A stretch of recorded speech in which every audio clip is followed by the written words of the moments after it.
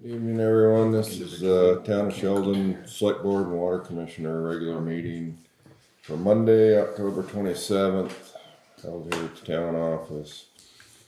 The agenda for this evening under new business, we've got the Mill Street Sewer Project bid review, got a municipal planning grant resolution, grand list errors and omission certificate, highway report, town administrator's report, personnel, schedule 2026 municipal budget meetings. Need to sign and approve minutes of the October 14th meeting, minutes of the October 22nd special meeting, payroll warrants 2534, accounts payable warrant 31707. Under old business, we got the salt shed project update, pest complaints, and telecommunication review / upgrade. Anything else we need to add to the agenda? I just have a correction to make. Okay. The payroll warrant is 2536, and Jane actually had to print a second payroll warrant because she hadn't received a time card. Okay. When she there's 2536 and 2538. So. And okay. Anything else? That's all that I'm aware of.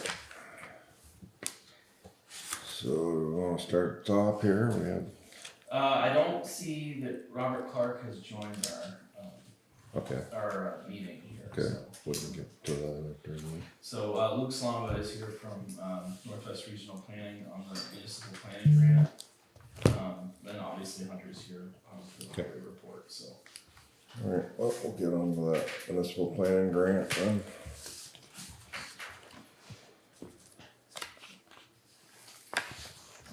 All right, I'll just introduce, we talked about this a couple meetings ago, I believe. This is Luke reached out to me, there's a upcoming round for a municipal planning grant and asked what planning projects the town would like to look at. We kind of discussed this back in January when there was another round and we talked about various village planning ideas. The planning commission kind of looked at that, but they were having trouble holding meetings and having a quorum, so that kind of didn't really go anywhere. But we talked about looking at specific planning projects in Sheldon Springs and or in Sheldon Creek. They kind of have similar problems in both places, but slightly different emphasis and different. But in talking about, so things that we had looked at that time included planning and mapping and creating an asset management plan for our infrastructure, especially the water and sewer systems. Safe streets, planning for that, possibly developing parks and recreation facilities in both places, and I'm not recalling what the other one was, but anyway, when Luke and I had the discussion, we kind of decided that given that the amount of money in the grant really hasn't changed, and the expense going up, we really should focus on just one aspect of it. And the last time we talked about this, I think the select board said that you'd be most interested in something to do with the water or sewer system in the springs. My understanding is that NRPC itself is going to be doing some mapping with respect to water systems, so we thought that the town might be served by that project, so we decided to focus on the sewer system in particular. I shared with Luke maps that have been done in the past, going back to the Mills old system, as well as the work that the town did in the 70s, and then other things that including the projects that we've gone out to bid with now. And so we have a good solid base of information to work with, but the idea would be to create a GIS software map of all these assets, including location, but also what material things are, how old they are, and then also to create an asset management plan, so there's a schedule for replacement of each of these pieces, and then and then hopefully I'd like to have the town be able to use that document to come up with a price today of how much money what target should we have for the sewer fund to be raising money to take care of replacement costs in the long run. Because the current sewer rate is really not even adequate to pay for labor and basic maintenance right now. Really, our water fund is kind of subsidizing the sewer fund the way that the finances work right now. And we're lucky that we received these federal funds that we're doing this project with now, but the rest of the sewer system is 50 years old, so it's going to be time to replace components as we move forward here. And then maybe a secondary aspect of this is, if we have this planning project, if we can get any community engagement, we can start talking about possible expansion of the sewer system and come up with a plan for that. As we talked about before, that would probably involve some sort of ordinance change to plan how to do that process with developers. But anyway, that's sort of the basic introduction. Luke, I don't know if you want to talk about the specifics of the proposal, or we researched So the scope of this proposal, it's a $30,000 budget, or $30,000 maximum award from the grant. So looking at what we'd be able to do with that budget, we sort of determined that we could do a GIS asset mapping survey. So basically look at all the existing plans and resources, and then do a full survey in the fields of the existing infrastructure like Matt was talking about, and then use that to create an asset management plan, looking at the existing infrastructure and what the cost would be for replacing that over the lifetime of the system. So it would be an asset inventory, asset mapping, and an asset management plan. And I spoke to some consultants who said that could be accomplished with the $30,000 grant award. So that's sort of the scope under the proposal that we're putting together. Done that 3 times.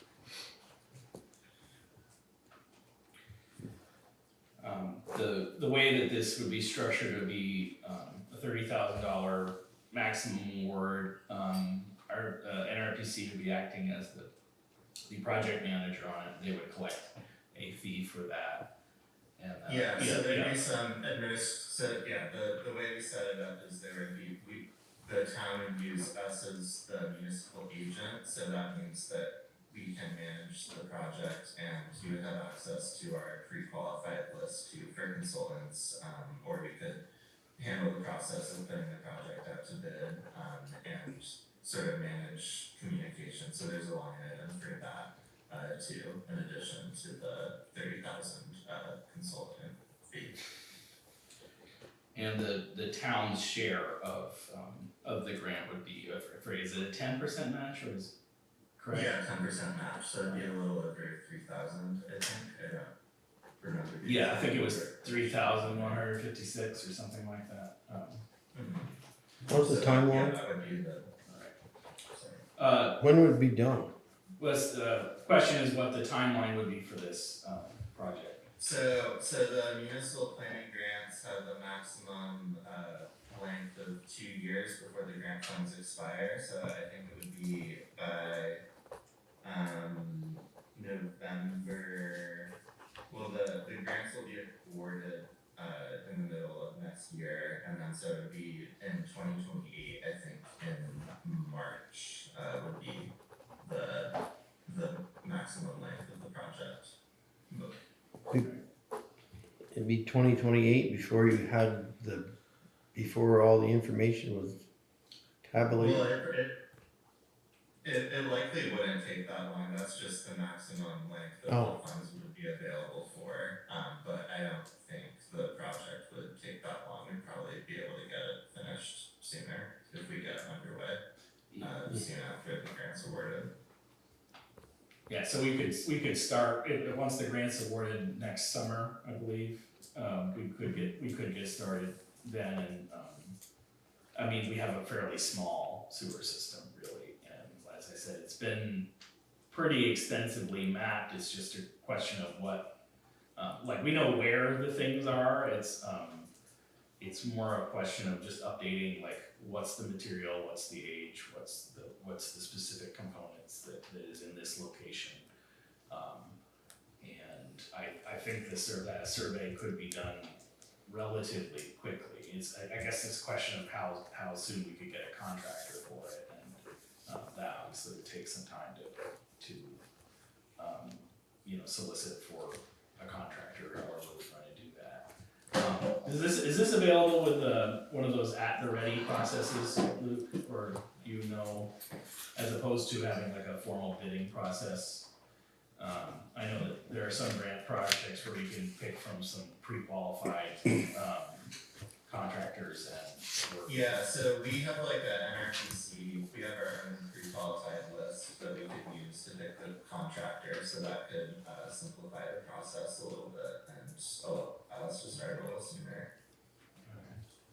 And I think the consultant that we spoke to is on our pre-qualified list, so we already know at least one who would be able to do the project, it sounds like, with the $30,000 budget. Forester and Aldrich did that before. The engineer did the same thing. Yeah. Well, so Aldrich and Elliott did a sewer system review for us that I have a copy of it in my office. It's on paper. Yeah. It's not I don't know if they have, I don't know if there was GIS data created when they did that. They did obviously a review of all facilities.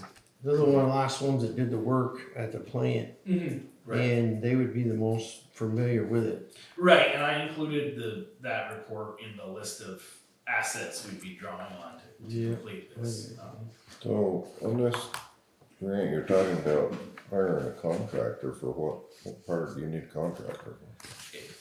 The contractor would be doing the actual mapping. The mapping. And then I think they would also contribute with the asset management part of it, correct, Lou? Mm-hmm. Yeah, so- it would be a contractor with an understanding of how to do field mapping with wastewater infrastructure and also plan for the maintenance of wastewater infrastructure and be able to make a plan for replacing the whole system over the lifetime of the system, basically. So they'd be helping with the mapping and the writing the actual asset management plan.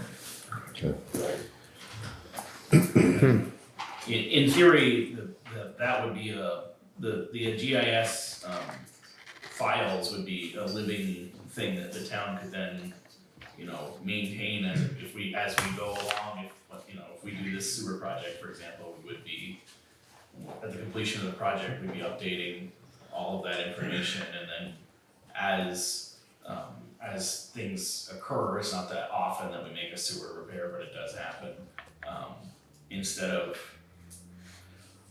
what we have right now at least for the water system is a lot of hand-drawn additions to old maps. We could be doing those with more precision and as we're doing them. And then that would be a thing that the town could maintain over time that would provide it. And it's what the GIS system means is that, like, I could take my phone out in the field and I'd have the map on my phone and I could walk to the spot and stand right on top of the manhole, and it would tell me that I'm where the manhole is, or, I mean, obviously that would be an easy thing to find, but I could walk the line of the sewer and I would be able to follow it, just, with the map or a tablet in my hand.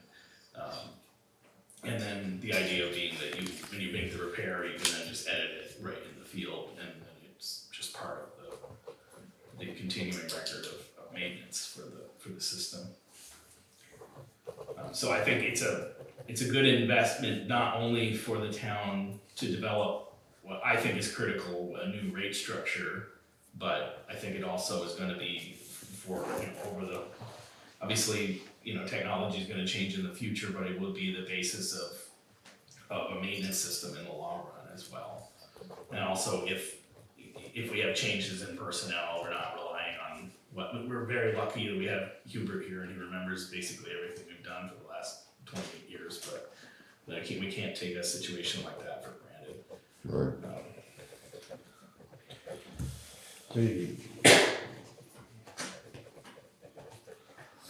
Okay, so what do we need? So it's this orange form, which I realize I forgot to fill in a couple things on there, but we would.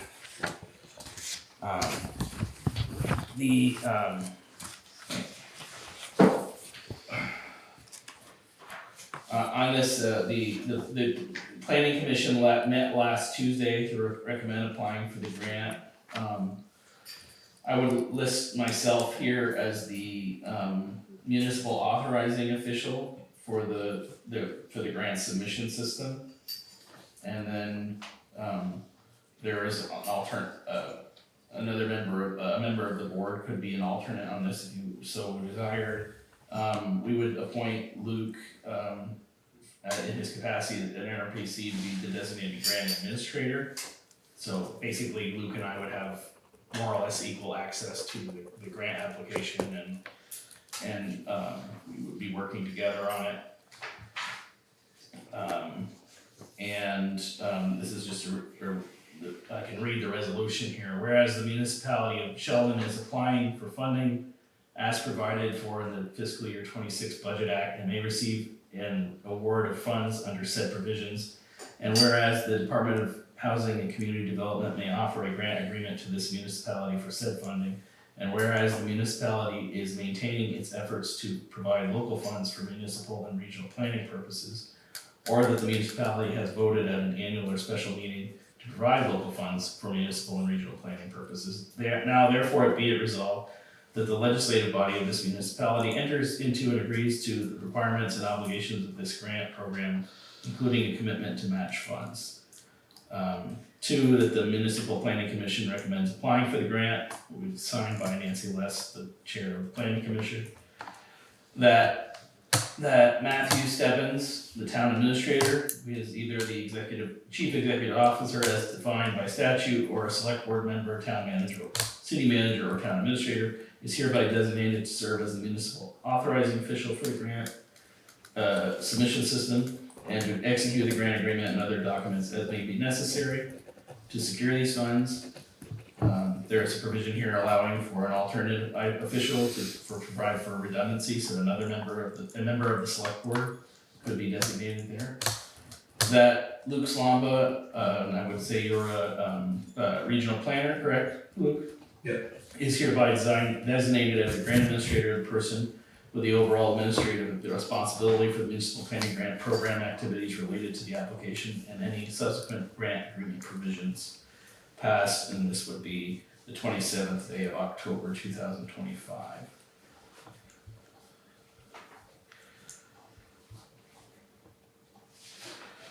And then there is a provision here, since Sheldon qualifies as a rural town, that allows the Regional Planning Commission to serve as an agent for the municipality, and there is a provision here for each of you to sign this resolution. Alright, I'll take a motion to accept that resolution as written. I'll make the motion. Second on I'll second that. that. Any discussion on that? All in favor? Opposed? Alright, we'll sign that. Just one moment. Just a second page. There's one more page. Everybody.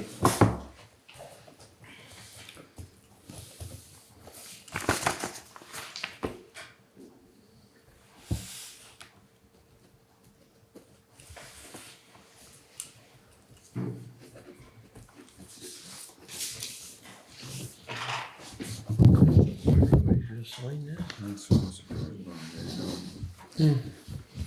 Alright, is that for that? I believe so. Thank you so much, Luke. Yeah, thank you. All right, we'll Thank be you. in touch about the application. Yes. Yep. No Robert Clark, yeah. All right, don't see him on here. Okay. All right, good night.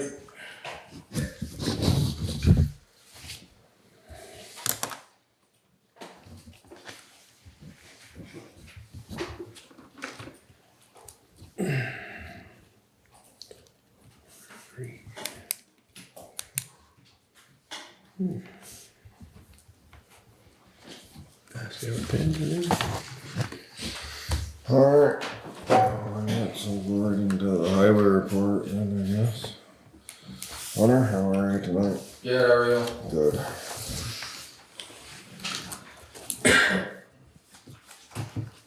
What you got for us tonight? Any questions? Obviously, we got the loader, that's going pretty good.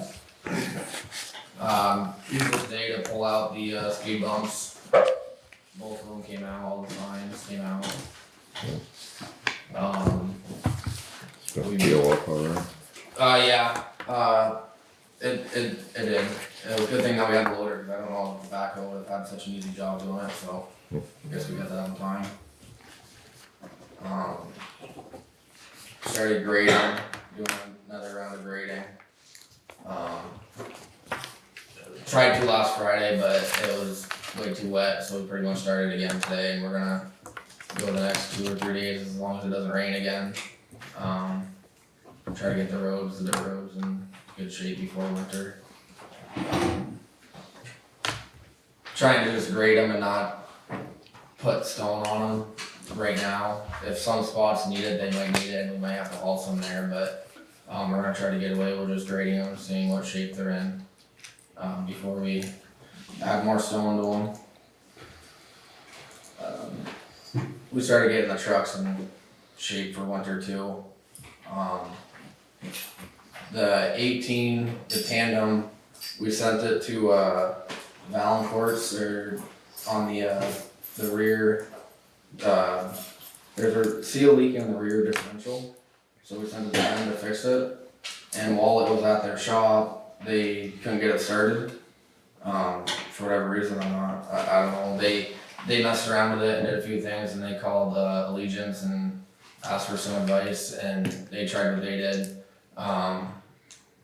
The truck had to go down to Allegiance, so they put it on their record and had to bring it to Allegiance, because it was over what they could do. They tried everything they could, and so I didn't know if we really had an option to send it anywhere else, and Allegiance is kind of the truck place for those trucks, so that's what that is. So I don't know what it is. I haven't heard back. That was Friday that it got sent down there, so I don't know if they even had a chance to look at it yet, but that's and then the 15, the brine pump on it. At some point, it must have something happened with it, and the inside of the pump, pretty much the disc in it, like plastic welded itself to the mechanical seal, so it was like one. So we had to break that apart. Where we got the pump at Vikings, they said that they don't make the guts for the pump anymore, or they don't make them or something. They can't get them. So we sent the pump to a pump shop in St. Albans to try to hopefully they can get the parts, because to buy a new one of that pump is like $1,500. So hopefully they can find the parts to piece it back together for the winter. Cause that's for the Western Star, which is the oldest truck we have. So if we can get away with not putting that much into it, that'd be great. But I don't know if we'll have an option. But that's where that is right now. The Western Star, other than that, is all set up and ready for the winter. It's got its plow frame on. It's got its wing on.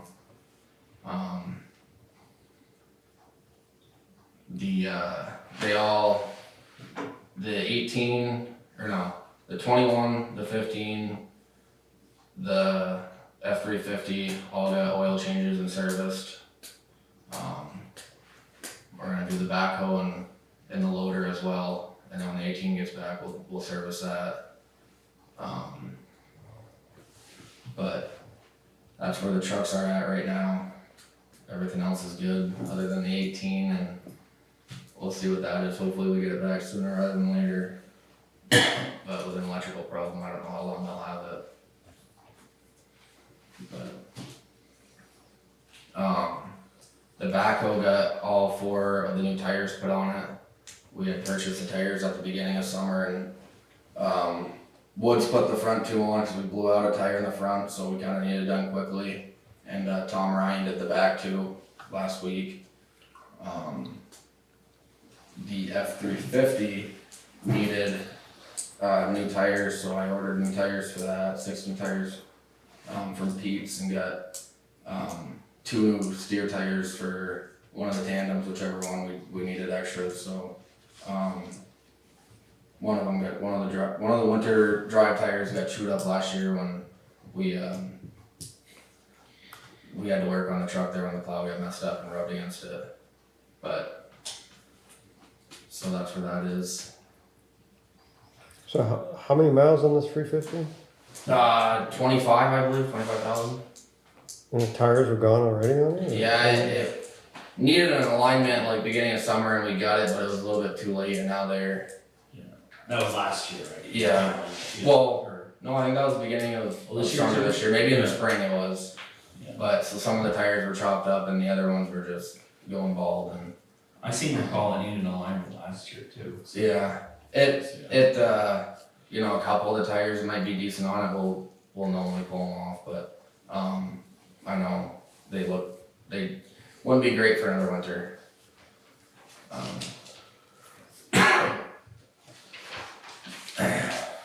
Driving back and forth to sewer classes, that's what's Matt's got 2 wastewater classes left, so he'll be done that in 2 weeks. So that'll be good. He's had a couple weeks where he's had 2 classes and stuff, so we've been kind of a man down for some of those days, but we've been doing pretty good, I think. The 21 got the state inspection on it, so that one's good to go.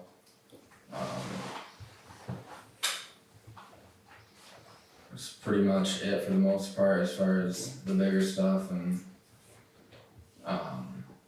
I got a quote on the last 2 garage doors. Matt and I were talking. I don't know if we'll have anything in the budget left over, but if we did, that was an option. It was kind of expensive for the last 2 doors with the openers was a little over 10,600, so it was a little bit cheaper than the last 2 we put in, but I got that done just talking to the guy, and he was in Fairfield, so he came over. But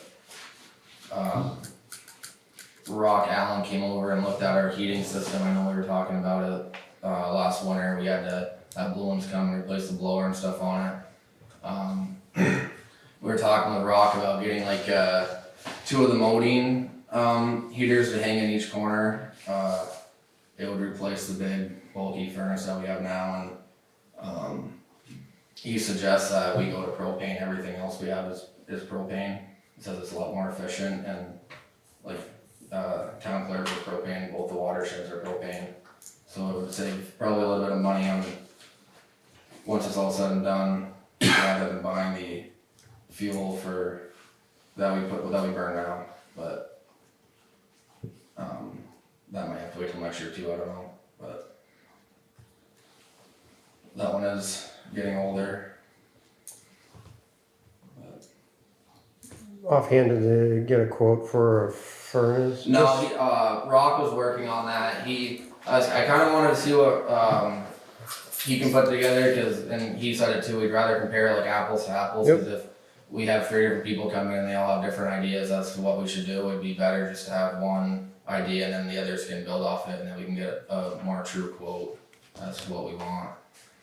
But we kind of figured that the Modiums would be more convenient. They're not in your way. They're up on the walls, and it'll save us room. But if that's not the best option, it's not the best option. I'm not sure. Rock thought that was the way to go too, but So that would mean buying a boiler. what's that? You gotta buy a boiler. Well, yeah, maybe, I thought, don't those just run off of, don't those run themselves, or you need a No. boiler that go to them? Yeah, a boiler, propane boiler. Okay, yeah, Boiler's gonna be somewhere, then pipe it to the modines. okay, But the boiler would be a lot smaller than the furnace you have. yeah, which I mean, And you may be able to, I don't know, well, probably not. Because of the size of the space you're heating, the BTU requirement, you might not be able to put like in a lot of houses there, the propane just goes through the wall.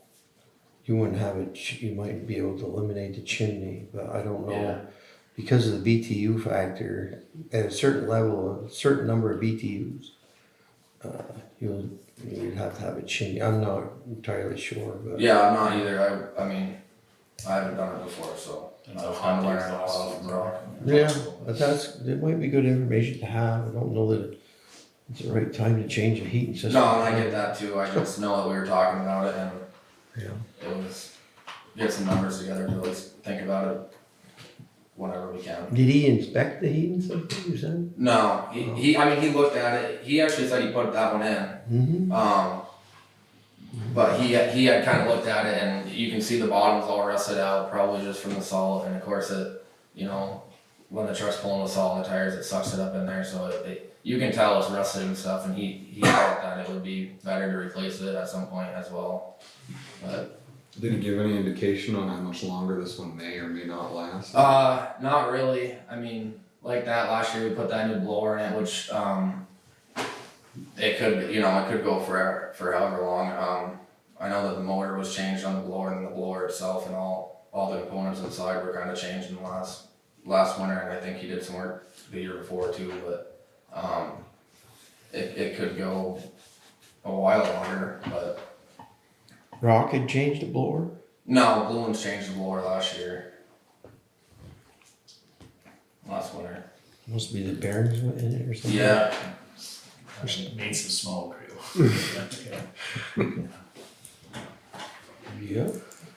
But those are just, I don't know, a couple quotes that I was trying to at least get an idea on moving forward, but another small thing, we're probably gonna have to replace the front door at some point too. It's pretty ripe on the bottom, it's all rusted out. I don't know, could put like a diamond plate on it for now just to get it through another winter or whatever, but I haven't heard anything on the salt shed either. I don't know where that's at. I don't know. Did you ever talk to that guy? I talked to Seth, and Seth had, I guess he talked to him, but he didn't have an indication of when he thought he'd get started. It should be this week that he's getting started. So Yeah. Seth said he would get in touch with him in the morning, but Okay. I mean, obviously the trusses are all there and the lifts are there. Yeah, he's had a lift and truss there for So a while now. I'm anticipating that it'll get started this week. The idea with the front entry door would be, if we did replace that, it would be to have a similar that would set the fire department, have a push button keypad in it, so that not a swipe card, but just a way that if somebody forgets their keys or whatever, they can still get in the garage and they'll be, it'll be relatively secure. That door is in rough shape, so. Yeah. Price one out? Yeah, I think we last replaced it in about 96 or 7, I think, so. And you guys made over to Hill Street?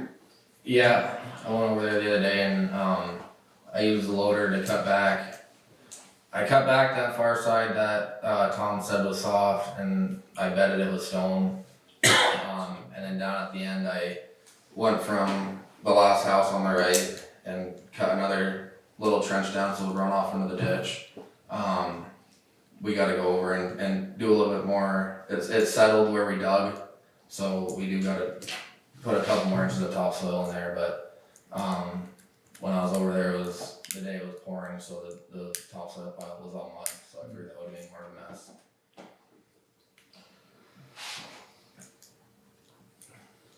But that's also, we gotta finish that before it gets too cold out too.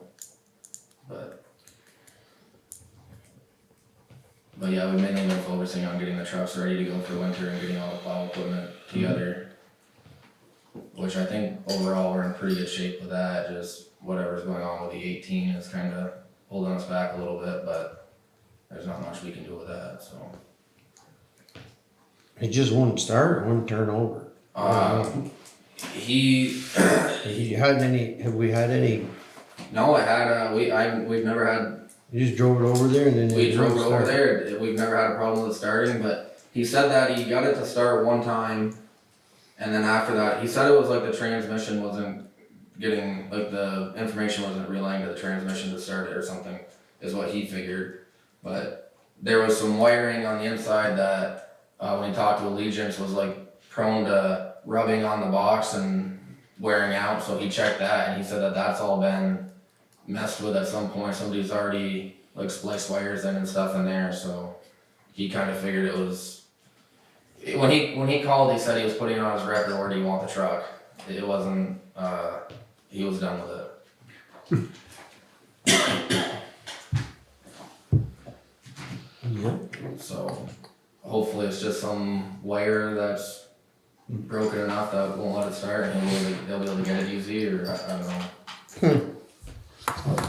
There's brand new batteries put in that truck last year, so. And the truck has run, we've hauled stone and sand with it, so we haven't had a problem with it, so I don't know, I was kinda confused about it as well, but. Yep. There's a rain in the forecast this week. My phone said Thursday and Friday, but, What do you have on deck if it's raining for, you can't grade it? we gotta change the tires over to, on the 2021 to the snow tires. All 10 tires on it gotta get changed. We gotta change, plow blades on that truck's plow, and then the 15's plow as well is gonna get new cutting edges put on it. So that'll be at least a day or so. And, it's supposed to rain Thursday like that, and Matt's in his class on Thursday, so it'll just be Seth and I, so, that stuff will keep us busy for a little bit. Like that, we gotta do the oil change on the backhoe and service on the backhoe.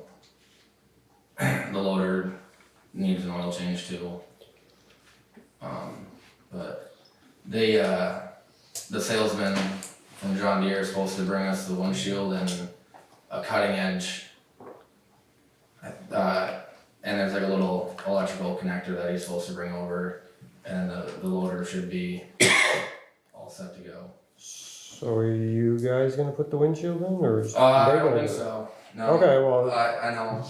that doesn't sound right. It's got, there's like two like tapered pieces on, they sit like this, and then that one sits in the middle, and there's two like hard plastic connectors, and you gotta like get it in just right. So I don't really think that we should do it, because I don't know how that goes exactly, and I need to see it fall out going down the road. So In terms of maintenance, the steering column on the grader? the grader, that none of that got fixed. So I kind of want to get through the rest of this grading round, and then I figure when we're not using it in the winter, might be a good time to figure that part out. But and then as soon as the salt shed is completed, we'll get our salt in there, and then we gotta pull the two brine tanks out of the building. They've sat in the building, but they really don't need to be in there. So we're gonna pull those out and put them next to the salt shed, so when we back in our trucks to fill up with salt, we can fill up with salt, and then without moving the truck, we can run over, fill the brine up, and then you're off. So that'll also be another little project of just wiring that all in, getting that all set up. But really we're waiting for the salt shed to be finished so we can kinda get that rolling, finish the brine and get the salt here. We got a pretty big stone pile down there right now. I don't know exactly how many loads, but it's enough for the year, or it's enough to use in the spring. Those, any of those quarries, they close down for the winter, or do they stay open? I believe Leeches does, and Swanton Lime stays open. I think Borgos, I think they shut, but we get half of our stone from Swan Lime anyway, so. We probably don't need as much stone as we stockpile really, depends where you're bringing it, really. I mean, if you gotta bring it up to Duffy Hill or Cattell Road, it probably makes sense to have some there, but if you're going to Maury Road or any of those roads over there, Poor Farm or anything, it probably makes more sense just to go to Swan Line to get it.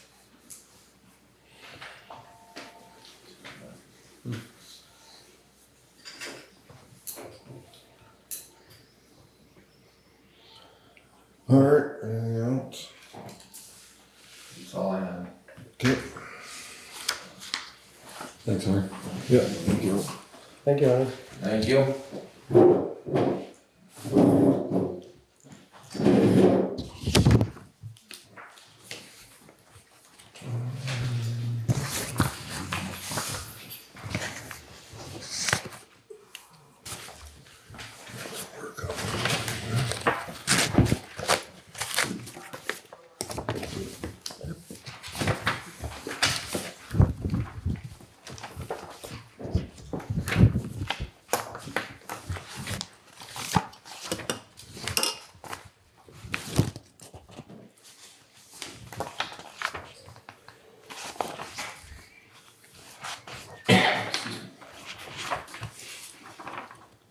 How many of these are you familiar with? Not too many, whatever. I don't know, they recommended we take the Isaac's bid, but is it Isaac's? Correct, yeah. I mean, they're all gonna have different ideas about, you know. There's gonna be variations in each one, but, you know. This is a pretty big variation. We charge you 66, we charge you 16,000. So I'm saying it's hard to say. I did print the full bid out for the top, the Yeah, lowest bidders. You know what I mean, though? Yeah. Yeah, I mean, they're gonna make it up one place, one the other. Yeah. What'd you say it was? Like look at this one. Here's your low bid for this item. Here's your high bid. And then down here, we charge you that. And over here, we charge you that for that. Same thing. And like, you can't go through the itemization and say like, Yeah, you just, you know what I'm saying? Like that is a, what is that though? Sanitary sewer lines. I'll read the meeting minutes from, last meeting. fingers on it. Town of Sheldon Selectboard Water Commissioner regular meeting from October 14th of 2025. 7:35, call the meeting to order and read the agenda. Added to the agenda, quote received for road de-ice and salt and discussion of personnel in executive session. 7:36, Brian Derry recently attended a recent school board meeting where town ownership of the school land was discussed and asked if that issue was settled at town meeting. Explained the history of the problems with parking traffic, which remained despite voters rejecting the plan to sell the parcel to the school district. Matt Stebbins explained that rejecting the plan to sell the parcel to the school, explained the ongoing discussions with the school district and stated that any subsequent plan to convey all or part of the property would practically require a public vote. Brian also had questions about the tax rate summary letter mailed by the town clerk with the property tax bills, particularly the calculation of foregone taxes. Matt Stebbins said he would ask the town clerk about these calculations and get back to Brian with an explanation. 8 o'clock, the board took up appointing a representative to the Rail Trail Council. Brian Derry is interested in serving on the council as he is involved with the Sheldon Historical Society, which is interested in making improvements to the Sheldon Creek Trailhead. Nick Norris moved to appoint Brian to the Rail Trail Council, seconded by Rick Piasny, and the motion carried. 806, board took up the application for tobacco and class 2 liquor license submitted by Stewart Shop LLC. Nick moved to approve the license for Stewart Shop, seconded by Maria, and the motion carried. 810, Matt delivered the town administration report, beginning with an update on the Mill Street Sewer project. Pre-construction meeting was held October 1st with several contractors interested in the project. Questions included whether construction could be done this fall and whether Mill Street could be closed during construction. An addendum to the bid documents was published, which specified that the contractor must cover any excavation with at least a shim coat of asphalt if the project goes forward this fall. Bids are due October 17th. Trusses for the salt shed project are due to be delivered soon. United Ag and Turf has delivered a wheel loader to the highway department for evaluation before possible purchase. 837, I read the minutes from the September 22nd meeting, and the board signed warrants 31705, 2532, and 2533. Nick moved to adopt the minutes as read, seconded by Maria, and the motion carried. 843, the board took up Sheldon Springs Bicycle and Pedestrian Grant Agreement Amendment. Matt explained that the grant period of performance has been extended from December 2025 to September 2027 with no other substantial changes. Contract with VHB has amended at the August 11th meeting to reflect these changes. Maria moved to approve the amended grant agreement for the bicycle and pedestrian scoping grant, seconded by Rick. The motion carried. I signed the amended agreement on behalf of the board. 859, the board discussed recreation improvements at Sheldon School. Matt shared the quote the school received for replacing the backstops and fences at the softball and baseball fields. Athletic director is proposing that the town, school district, Little League, and athletic boosters provide the total cost of the project equally. 910, the board took up discussion of the road salt quote received from Cargill. Price is $8.50 more per ton than last year's contract. Rick moved to approve the contract with Cargill, conditional to an alternative quote being sought from a competing firm, and said quote failing to obtain a better price per ton. Motion was seconded by Nick and carried on a voice vote. Nick moved to enter executive session to discuss personnel, seconded by Marie, and the motion carried. 9:51, Nick moved to exit executive session, seconded by Maria, and the motion carried. Board discussed personnel matters. No action was taken except to end executive session. 9:51, Nick moved to adjourn the meeting, seconded by Maria, and the motion carried. Next regular meeting is Monday, October 27th at 7:30 at the town office. Make a motion to accept these minutes as read. I'll make a motion. Second on that. Yep. All in favor? Aye. Opposed?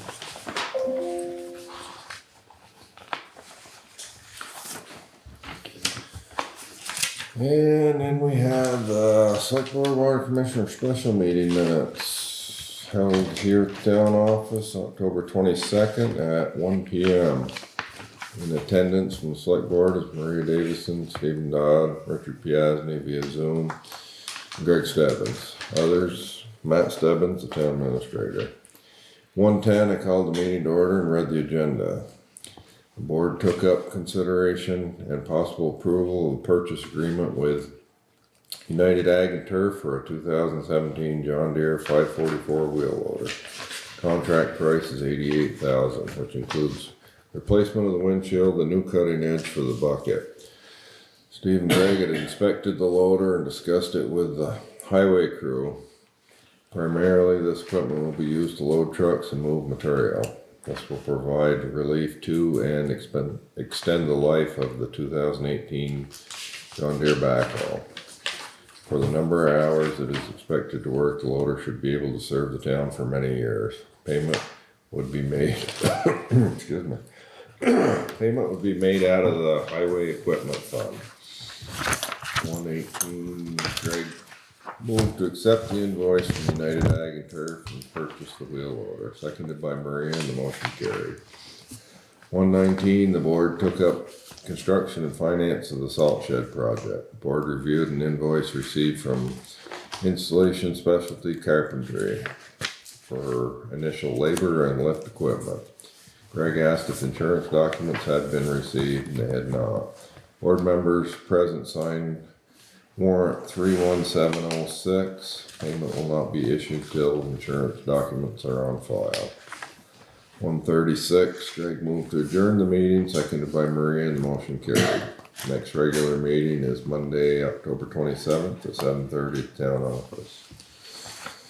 I'll get a motion to accept these minutes as read.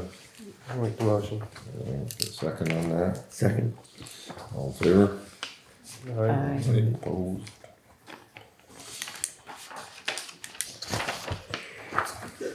Excuse me.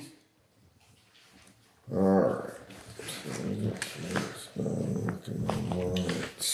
This errors and omission certificate. Yeah, so, of course, you just approved one at the last meeting as well, but, one of those, I forget what the name of the firm is, but they're, so there are a number of firms in, who own, like, office equipment. For example, our copier here in the town office doesn't belong to the town, we rent it. So Kyocera pays, business personal property tax on that copier. And I think, I can't remember if this, I think this piece of equipment's either at the mill or some other, it's a piece of equipment that, is rented. And usually every year the assessor sends out to all the people who paid business personal property tax last year, kind of a, hey, have you still got the, what's your inventory? Have you still got this equipment in town? And if you don't respond to us, we're just gonna use the same amount that you paid last year. And we never received, either didn't receive a response for them or it wasn't. Anyway, after the fact, they called us and said, oh, we don't have that piece of equipment in Sheldon anymore. So that's the reason that this is the value on that is being changed. And then, Robert Parent, came in, Robert Parent of West Sheldon, came in and he had, noted that there appeared to be an error with his tax bill compared to last year. I think it was essentially a current use problem where, there had been a sort of minor change to his property because he sold a lot off for his grandson to build a house on.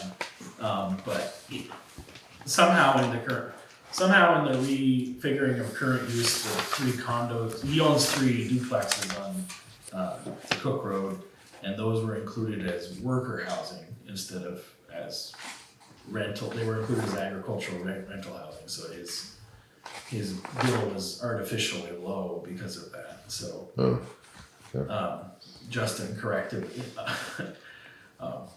It's not very often you have somebody come and complain that their taxes are too low, but he was prudently avoiding a penalty down in the line. Yeah. So anyway, that's the 2 corrections, I believe. Okay. Yep. Hopefully that'll be the end of them. But. So do we need a motion to accept this, or we just? I think you can just sign it, but it does require all of you to require the signature of at least a quorum.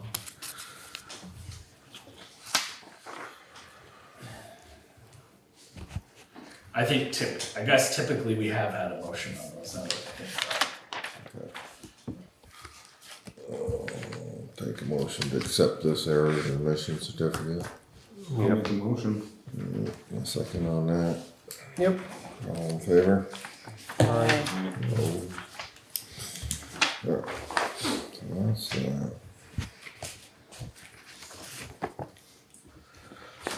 Excuse me. You got our report from Yeah, this one? let's see, okay, alright, so, next, next Tuesday, that's November 4th, there will be a public concerns meeting on the sidewalk scoping grant at the fire station, 6 p.m. We're gonna move the planning commission meeting to the fire station for that purpose. So I thought it'd be a more appropriate place to hold the meeting since it's near the site of the studies and it's a little bit bigger room than this. So is that a sidewalk grant or is that a pedestrian? Oh, sorry, the Bicycle grant. pedestrian, sorry, excuse me, it's a pedestrian and bicycle scoping, sorry, Okay. I misspoke. Yeah, start Yeah, labeling sidewalk. right, it's sorry. We don't need sidewalk. You're very correct, Steve, I misspoke. We need So it is, access for pedestrians that's, and bicycles. So are you wanting us to be there for that? certainly you're welcome to join, Okay. it's open to the public, we've advertised that in all the posting places and on the website, You said 6 p.m.? 6 p.m. On the 4th. on the 4th, yeah. Wow. I mean, I again, it's a question, I don't know how many, how much input we're gonna have from the public, but, and, hopefully, we held the meeting there because we thought we'd be more likely to get locals, you know, to the area where the study is being done to Yeah. participate. Tomorrow, we're planning on having a staff meeting for lunch, where we're gonna discuss, I think I've alluded to this before, I wanted to get, the employees' opinions on the current healthcare, health insurance coverage, and, well, the general benefits package, but specifically on healthcare, there have been some, I've had some discussions with people who are interested in maybe looking at different options that may be available, possibly going back to a plan that has a health savings account associated with it. I have discussed with them that, as I think I mentioned in our last meeting, MVP and published the premiums for next year, and compared to last year, it's very, it's a much better situation for the town. The increase is less than 2% for the premium on the current plan that we have. Last year it was over 10%. So, and the year before that, I believe, was also very high. So, our current plan is going to be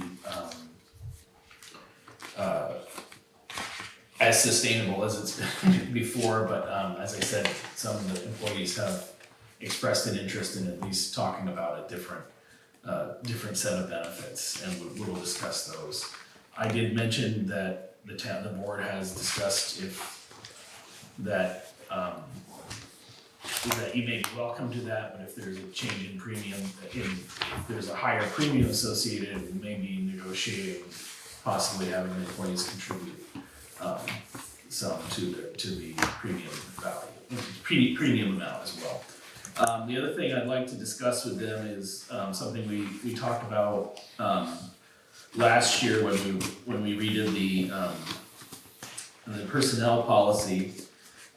We contemplated but decided not to have a combined paid time off policy as opposed to our current policy where we have set amounts for vacation, sick time, personal time, bereavement leave. Just in looking at that, I think that a combined time, a standard paid time off that can be used for any of those reasons. And we can, in the policy, we can make some limits in terms, I think we would keep the same sort of limits in terms of, right now, I think if you're out for more than 3 days sick, you may be asked to provide a note from a doctor or something to confirm that you're actually sick, but I'm sure there are some provisions of that we could retain, but I think just for the ease of administration, that would be preferable. Just because right now, there are different accrual rates and different limits in terms of how much you can accrue, how much you can carry over, when you can use it, when you can't use it. for each of those, you know, some of it's mandatory, some of it's not mandatory. I feel like we could have and then there have been times in the past with this clerk and the previous clerk where somebody, one party, either the employee being paid or the clerk believes that one or the other made a mistake in determining the pay, you know, which hours were used. And I think we could get rid of a lot of that conflict if we had a simpler structure. I think it would probably still be,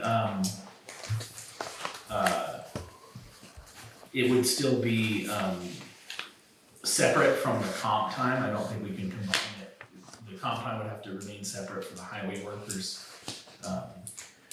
But so essentially, I think you would end up having, you know, your regular compensation, overtime, comp time, paid time off, and then holidays would be the only other category of pay. It would be simpler compared to the current regime we have. So I'm gonna discuss that with the employees and see how they're feeling about that.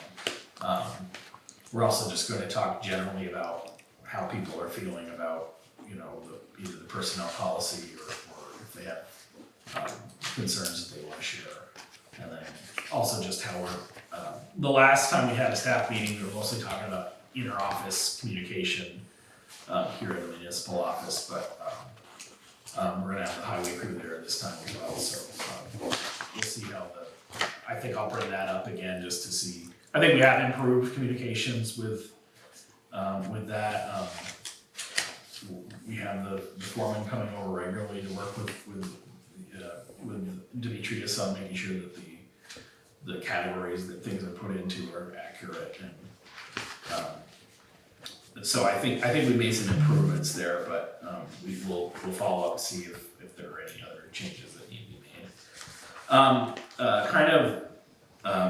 As a tangent of that, I've been Amanda Forbes has been into the office a couple times. She'll be coming back next Tuesday. She has also done some work for us remotely, just helping Jane with, well, first she helped her do the quarterly tax filings, which was I think was a big relief for Jane. That I think she made some clerical error that Amanda helped her with. It wasn't a big deal, but was something that she would have overlooked, I'm sure, if she'd not been there. But the other thing, we've had some discussion about I've had some discussion with Amanda about possibly, I'm not sure if I don't want to necessarily mess with the way things are coded in NEMRIC, but in terms of how the budget is presented at town meeting, I feel like it could be presented a little clearer to people where we spend, the things that we spend money on. So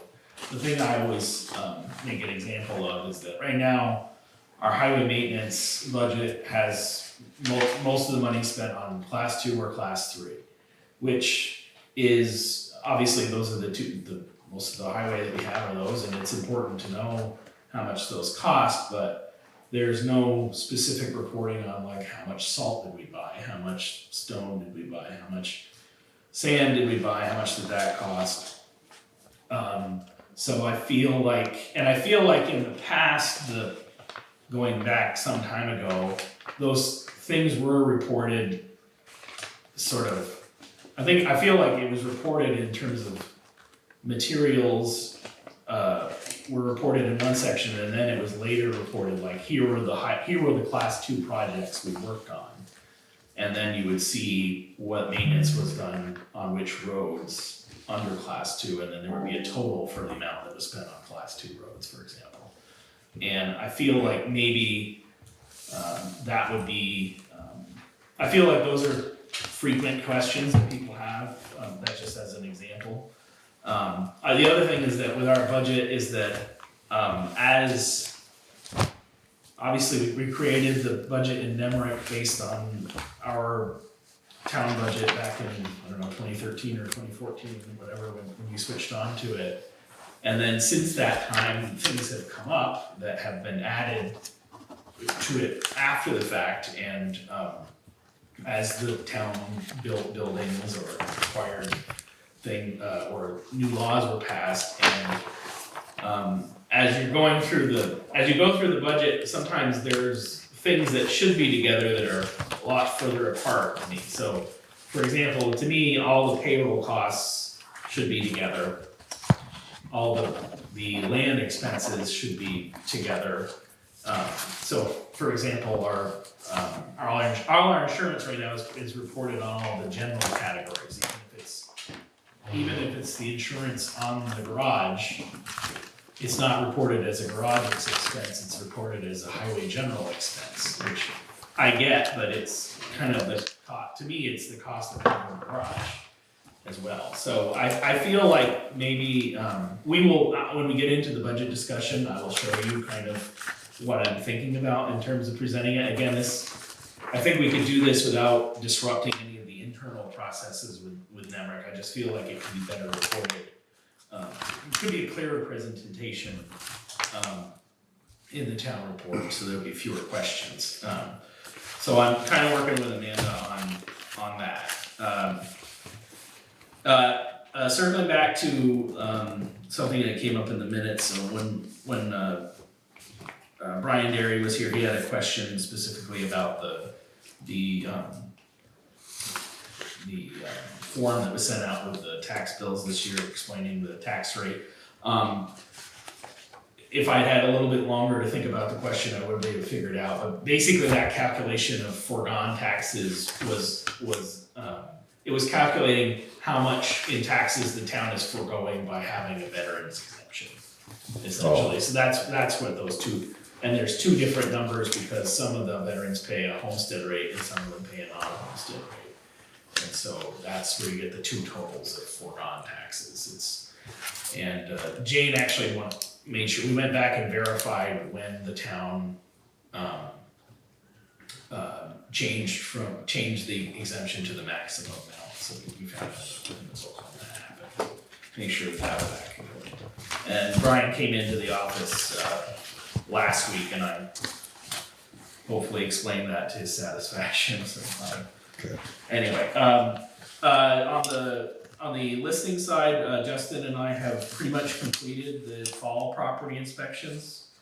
Have a few new houses in Sheldon this year, not as many as last year, although there are a few that have permits, but they haven't started building, so we'll see if anything.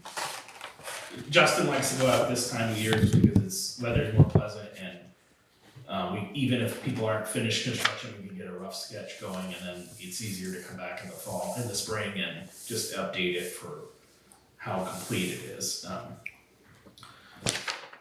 So he's feeling good about that. There's a couple of issues that we've noticed with respect to the new highway the new private road that we approved off Bedard Road last year.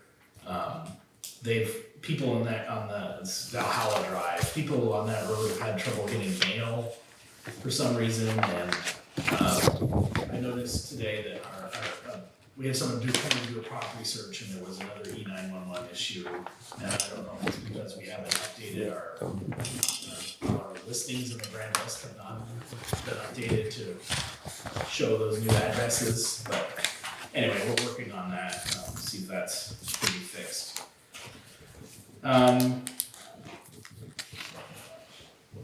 Anyway, Luke and I are working on this municipal planning grant, and then the other grant that we are currently working on is the Better Roads grant, which is sort of similar to the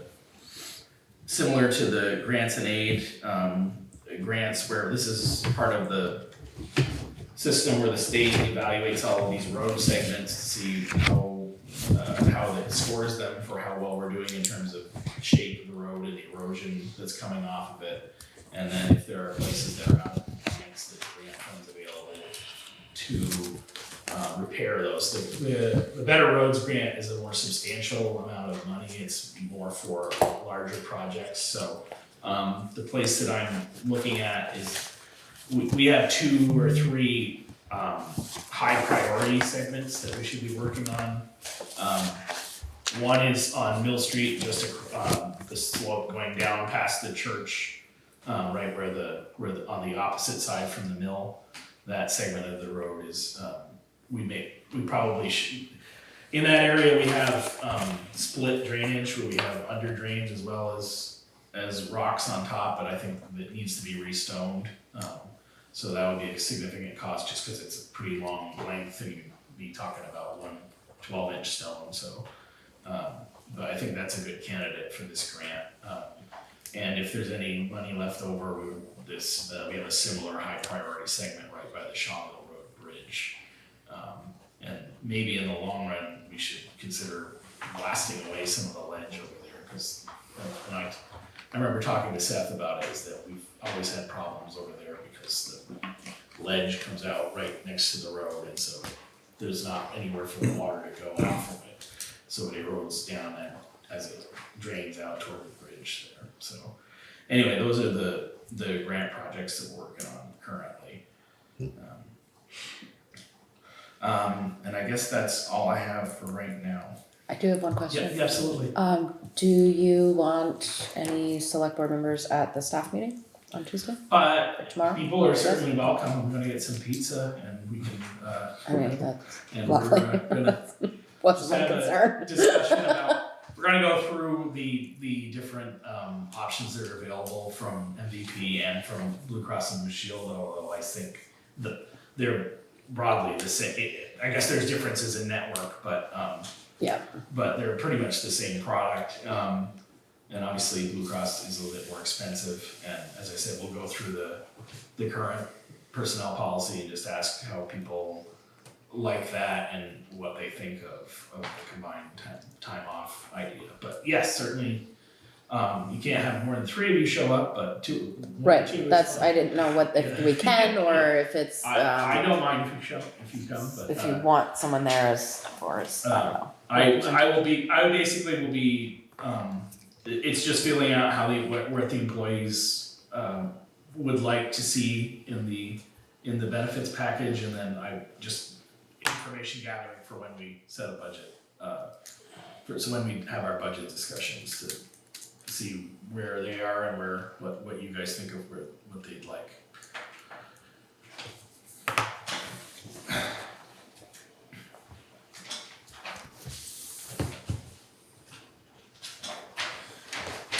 So I unfortunately do not see Mr. Clark here, so I'm not sure what happened there. He said he was, he said he had a prior commitment, but he also said that he would be available, and I sent him the link to this as well as my phone number, so I thought he would get in touch with me one way or the other, so I'm not sure what happened. Well, I can read you an email he sent me on Friday about this. I said the bids are only, what, 60, Yeah, it's pretty close bidding. 60 No, or 70,000, 70,000, no, sorry. $70,000. That's the way you're the 3 lowest bids, these 3 that you printed I out. believe so, yes. Was there a particular reason why there was a preference to the actual lowest bid compared to the other 2? Yeah, I think he's He's Is it worked, because- he has worked with them. Okay. If you look at, Did you read the letter? Okay.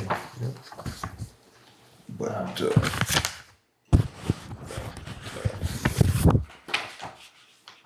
you got the lowest one right there, I think. But if you look in the back, one of the projects, he was, Robert Clark was the engineer for it.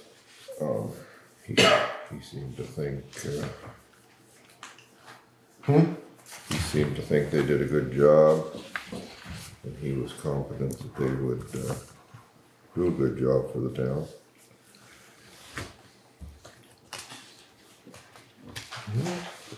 Similar bids. So I sent you all an email, over the weekend, I think explaining kind of what the current budget situation is for this, because, the plan for some time has been to use the, so-called ARPA funds. And to explain this again, we received money from CARES Act and the American Rescue Plan. When we received that money, we pretty much immediately used it to meet payroll concerns. And as a result, we ended up with a tax surplus because we had already paid costs, but we still collected taxes. So because of the way that we went about that, we essentially have an unencumbered fund, but we are not, because we've already basically used our ARPA money. So for the purposes of, these are not ARPA funds in that we need to report how we're using this, the way that the towns that decided not to do what we did have had to do. So anyway, just to lay that out on the ground. We used some of the money, we received about $640,000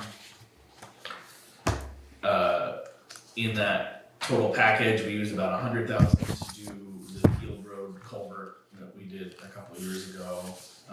We used some of the money went to, there was a grant that the fire department got that I think we did some grant matching with that. There was also, the Historical Society approached us last year for an appropriation to work on their second floor, and then earlier this year, we made the first payment on the fire truck using that fund. When all that was said and done, there was a balance of about, I believe, 400 and I want to say it was 430,000, something like that. I'm sorry, I'm not finding my email right handily here, but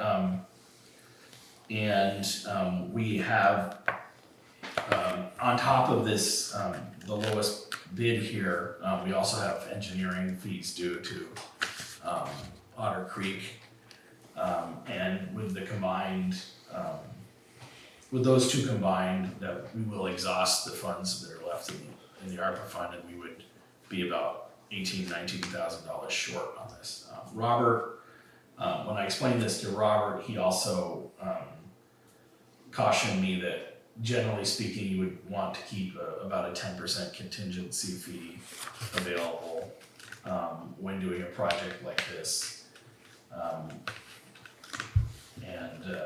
So that would mean that there would be a $40,000 contingency on top of the $19,000 shortfall that we have. So.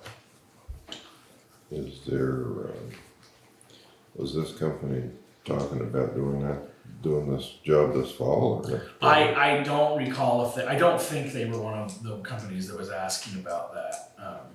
I have not spoken to them directly since the bid opening. I can certainly ask them about that, but I don't believe they were one of the firms that was kind of on the anxious to get in the ground.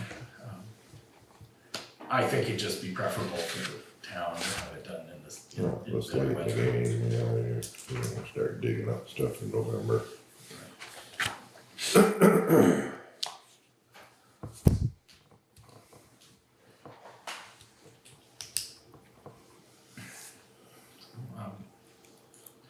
Well, do we have questions for Mr. Clark, or do we wanna, Accept the go bid. on the bid, accept the bid? He recommended that we accept the bid.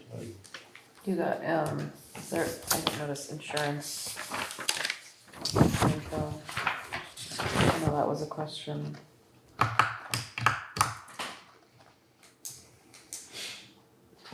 The last paragraph, and then the 100% performance bond and payment bond.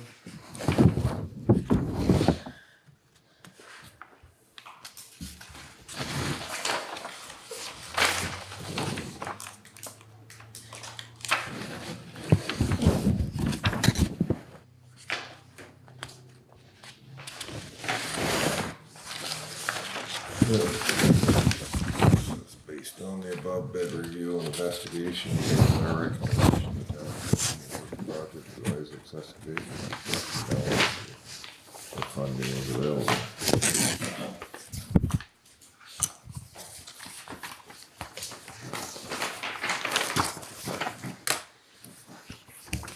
Do I have a motion to, We'd make a motion to accept his recommendation or just to accept the bid? accept his recommendation of Isaac excavating? I'll make a motion to accept the recommendation to award the bid to Isaac's Excavation. Alright, can I have a second on that? I'll second it. Any other discussion, any questions? Nope. All in favor? Aye. Opposed? Alright, we'll go with his recommendation. I will, I'll follow up with Robert and if, you think, I will encourage him to reach out to you, Steve, or, to the board, individually if he thinks there's other information we should consider. Okay. Alright, we need to schedule some, budget meetings. Yes, I'd like to, begin the budget process next month. Typically, we have had scheduled meetings outside, budget meetings outside of the regular meeting schedule, and also typically we've been doing those during the day so that it's more convenient to meet with the highway staff, for example, or other staff if we need to have recommendations for budget amounts. So you guys have a pleasure in terms of when you're available, or how soon you'd like to get started. I was thinking, I'm not sure if we should have a meeting before the next regular meeting or sometime in the middle of the month, but I would be prepared as soon as probably the second week of November so 2 weeks from now. Obviously you'll have a regular meeting at that time as well, but. And then I figured we would have one or two meetings in November and December. So we probably have at least one meeting per month, I would think, and I would, it'd be ideal if we could finalize the budget in January so that we'd have a little, give Let's the clerk some schedule, time. let's schedule one for the month of November, one for December, and then Okay, put maybe 2 dates for January, just in case. sure, that sounds good. You know, if we can get it pretty close to finalized for the first one in January, the first date we set in January, that's fine, but if not, let's have another one Okay, in the back of our mind in case we need to in January, but. okay. What's everybody thinking? You wanna do it on the opposite week of our meetings?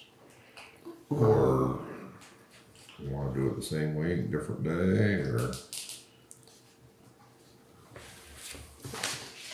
I don't know, I was gonna propose after Thanksgiving. After? That give you time to have the fire department, library, and highway give them the heads up that their budgets are, we're gonna start having those meetings, so they need to start putting everything together, right?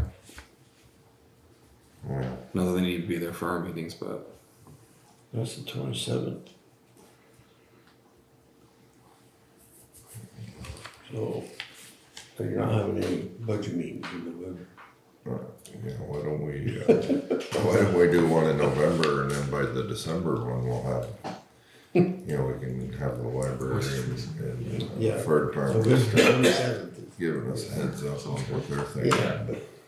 Well, I was hoping after I have the discussion with the personnel, we can deal with some of those issues, because I feel like that may be a negotiation of, you know, if they prefer a different health plan, but that means that the town's gonna increase premiums. If there's gonna be some back and forth, I figure that may take place over several meetings, whereas So do We will probably just have one highway meeting. So do we wanna do it the week of the 10th, or do you wanna do it the week of the 17th?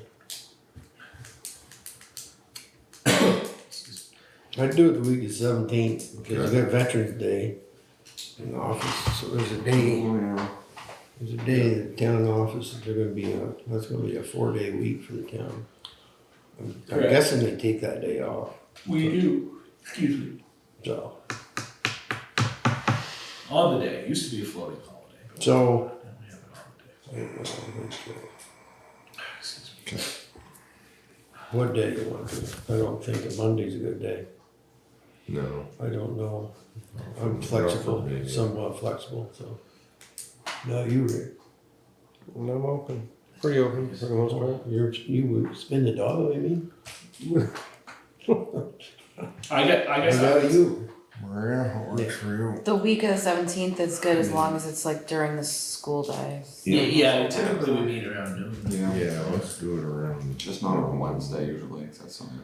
How about Okay. Thursday the 20th? Would that work? Thursday, yeah, Yeah. sure. So, I would suggest a Friday, except for the town clerk's not here. Yeah, let's do it Thursday.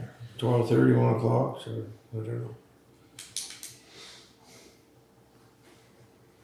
Yeah. So, 12:30? yeah, let's do 12:30. Okay. That work, right? Yep. I'll be here.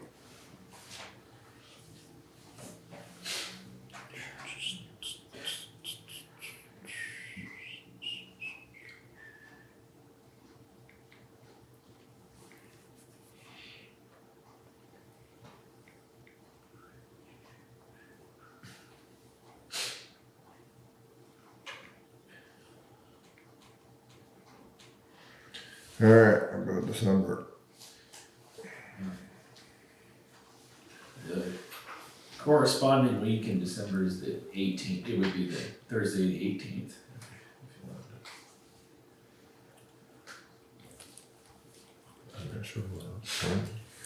Work, Sure. Works for me. same time? Yep. Okay, let's get those scheduled then. Okay, thank you. And then we'll, Yep. I'll do with the, yeah.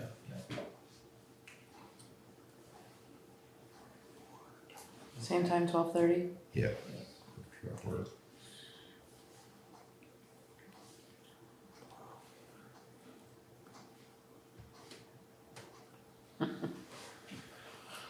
Alright. I should take care of that for now, and then we'll, as we get into December, we can schedule the January. Sounds good. Thank you. Salt shed project, we're just waiting, did you get, a hold of him, got insurance? I did, yeah, so we was, yeah, I got the insurance, contract from him. We also,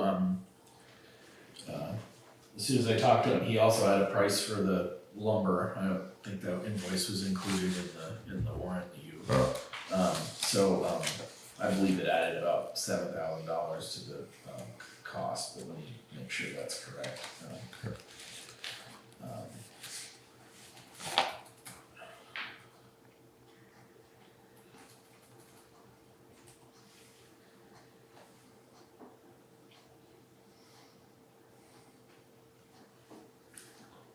Yeah, so it was $5,001 for the trusses and $7,382. It's $383 for the framing, roofing, and siding. Okay. And those invoices we're paying directly to Sticks and Stuff. He's basically just forwarding them to us. So. Yeah. Okay, so that should get rolling. Yeah, and again, as far as I know, it should be started this week, unless there's some problem, and if there is, I'll let you know. We are contracted for 2 weeks of labor up front, and then whatever additional we'll have the invoice at the end to take care of any other materials. This old business pest complaint. So, yeah, that's Going, regarding the complaint that we had on, at the former trailer park, had the the person who complained, came in to see me again about it, and, I got in touch with, the Cattell estate again. They have, they are still going through the eviction proceeding that they have with the tenant who's remaining there, although it sounds like it's sort of in the closing stages of that, and I'm assuming once the person is evicted, they will, the property will be theirs, and I encourage them to take, act upon that as soon as possible. I think the person who complained is obviously frustrated that nothing's been done, but I told him that when I brought this concern to the board's opinion at that time seemed to be that it really should be a thing for the landowner to deal with, and, I think I think the Cattell estate was just reluctant to do anything until the eviction proceeding was over with,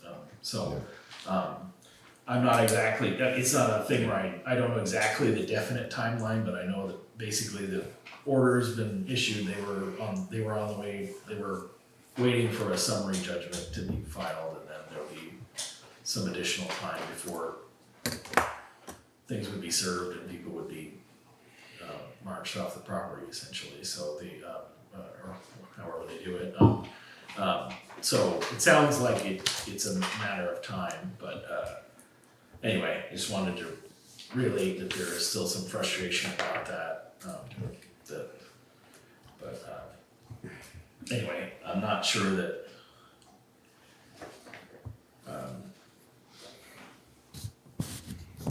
the town, again, the only avenue for the town, I think, would be to have some sort of voluntary action with the person living there, but it sounded like the board thought it would be more appropriate for the landowner to do that, so.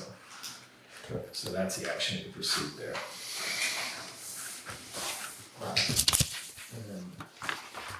The phone. Yeah, the phone business, so I did get a proposal from, Fidium on, sorry, I did print a copy of it, but I don't have it here, but I haven't gotten that proposal. I called Matt, I sent it to Matt Bouchard and asked him his opinion on it. It's a good, it's good pricing, it's essentially the same pricing that they're offering for residential customers in terms of the internet price, so, however, one thing that the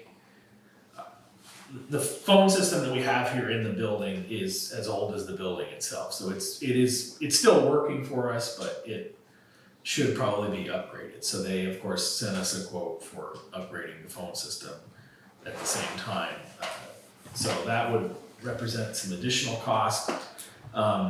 Matt had some kind of technical questions about how they were gonna implement that and whether they priced it as a rental. So he asked, he said it probably would only be a little bit more to just buy it outright. So I've asked them to provide that information, and I have not received that back yet. But Matt's overall concern is just that right now they are obviously rolling out everywhere, and they have a lot of contractors who are obviously coming in from all over, and he's just a little concerned with, I think I mentioned the last time that he's had several other businesses that he's worked through and installed with them, and there have been problems, delays in terms of getting service, and specifically on phones, there have been problems getting phone service and maintaining it. So he's cautioning that unless there is a specific deadline that they're giving us that you're not gonna have phone if you keep this service, he's saying, well, maybe we should wait a few months until the circus is kind of, I think that this product is the kind of product we want, because it would, in theory, we could have internet at least the town office and the town garage, and we'd have one phone system, and it would be all one phone system. So if I would be able to press a button and the phone would ring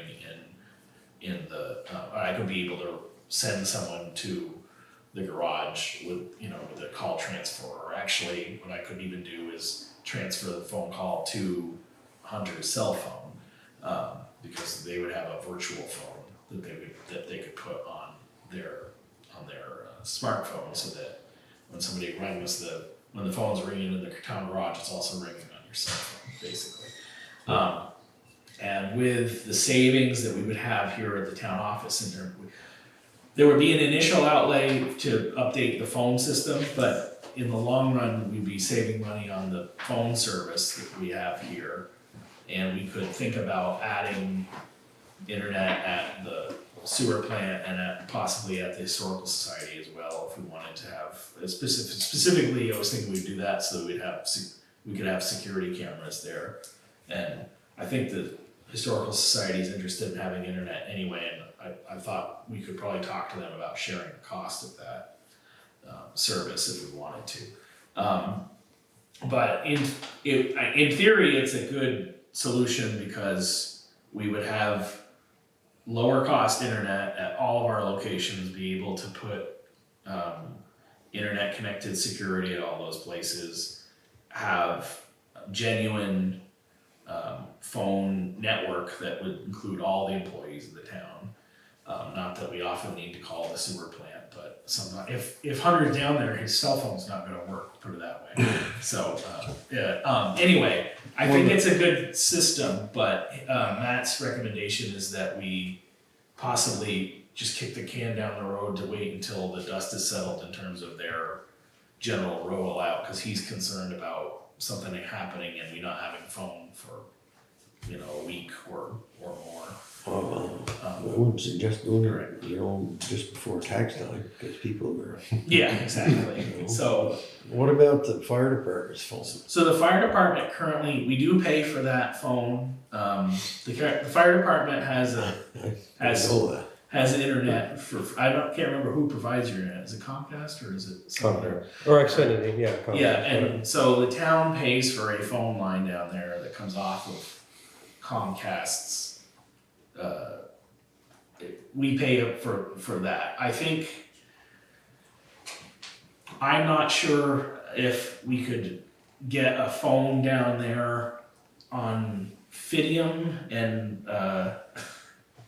without replacing the internet down there, and I don't know if you guys would maintain the free internet if it was provided by a different provider. I don't know how that works. I don't wanna mess with that, but I did ask them about that, because they quoted me providing internet at the fire department. I said, we don't have an internet problem, we have a phone there, that's the only thing we need to replace. The other alternative we could have is that we just get internet at all these locations, it doesn't matter who it's provided from, and then we could get a second service that provides phones, voice over IP phones, which is what Matt, for example, has at his home business. I forget the name of the service, but it would be an additional service that just provided the phones over the internet.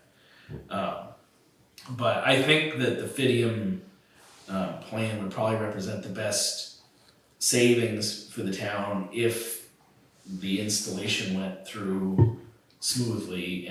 But I Do think it there's after the first of the year or something. Yeah, I think maybe in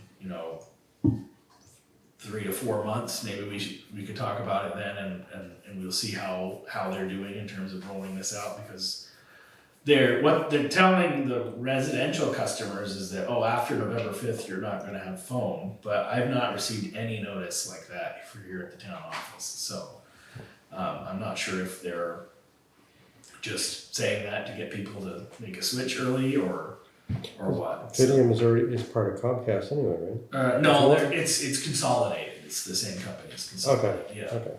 So, You didn't have a phone consolidated half the time, right? right, exactly, right. So, That's for sure.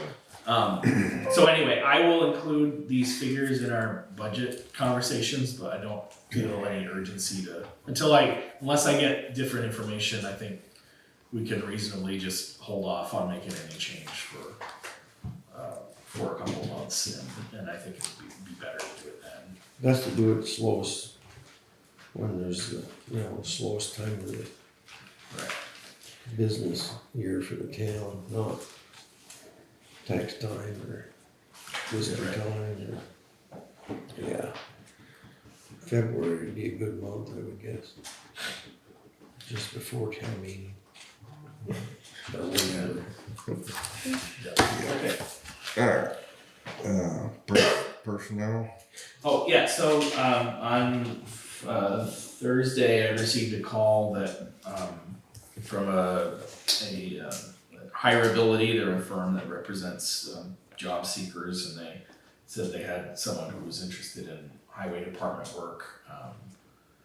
And I, before I had time to respond to them, he came in and asked for a job application, so I let him fill it out and brought it back, and I told him I would put it in front of you guys today.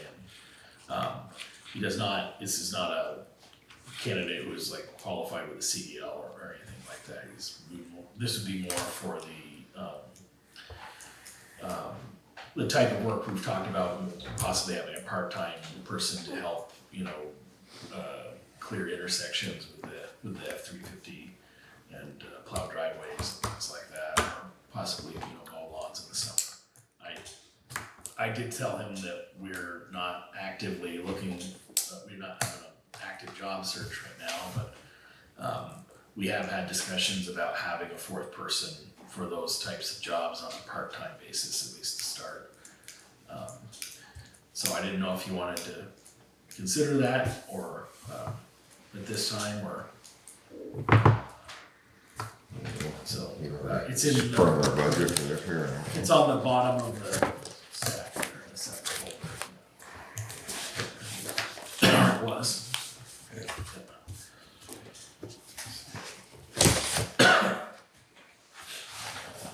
Alright, how much of the budget left? No, as I'm currently projecting, I think we're gonna be a bit over budget for the highway right now, because of the amount of overtime that we worked this year. So I'm not sure if we have an immediate need to, or immediate capacity to bring someone on here, but.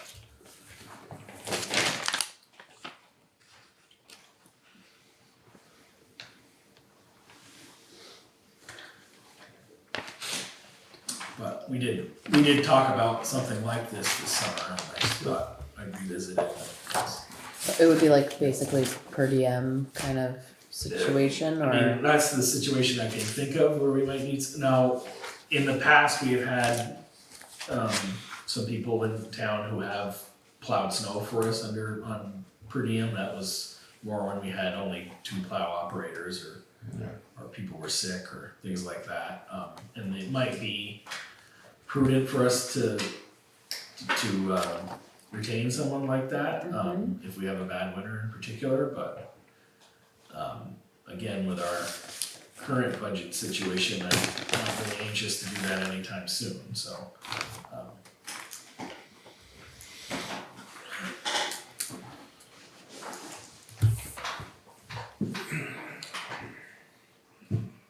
Well, I guess we can keep the application. I don't think we need to hire anybody right now. I did tell him, well, I'm not sure if they'll go for it now, but it is a convenient time, because we will start talking about budget for next year, and if we wanna entertain something like this, we can provide funds for it next year if we want to. You may, excuse me. Alright, anything else we need to discuss tonight? No, so I'm gonna get in, yeah. I'll make a motion to adjourn. Second. All in favor? Aye. Alright, we're adjourned for the evening.